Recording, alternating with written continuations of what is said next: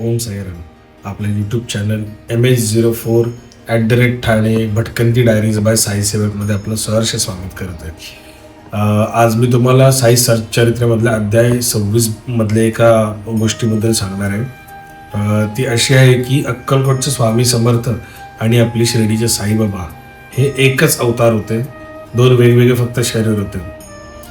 तर स्टोरी अशी आहे की मुंबईचे गृहस्थ पितळे हे त्यांचा सहपरिवार घेऊन बाबा हयात असताना शिर्डीला गेले. बाबांची भेट घेतली.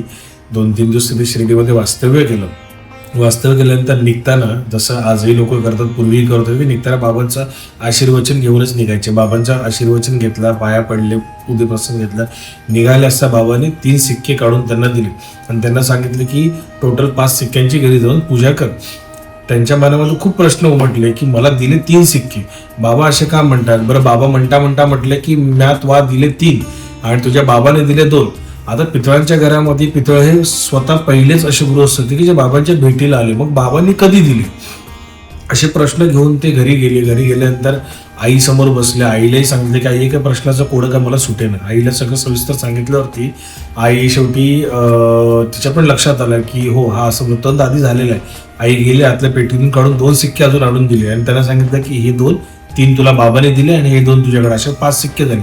तेव्हा आईने सांगितलं की जसं तू आज तुझ्या परिवाराला घेऊन गेलेलास तसे तुझे बाबा मला घेऊन जेव्हा अक्कलकोटचे स्वामी समर्थ हयातीत होते तेव्हा मला घेऊन अक्कलकोटला गेले होते. आम्ही तिथे त्यांची सेवा केली. सेवा त्यांना आवडली म्हणून प्रसाद म्हणून त्यांनी आम्हाला 2 सिक्के दिले होते. ते हे 2 सिक्के आणि बाबांनी तुला दिलेले 3 सिक्के, असे टोटल 5 सिक्के. ज्या 5 सिक्क्यांबद्दल बाबांनी तुला सांगितलं होतं की हे देवरात ठेवून याची पूजा कर, चांगला लाभ होईल. सो हे सांगण्याचा उद्देश असाच आहे की स्वामी समर्थ आणि साईबाबा हे एकच रूप होते, एकच अवतार, एकच गुरुत्व होतं त्यांचं. ओम साईराम.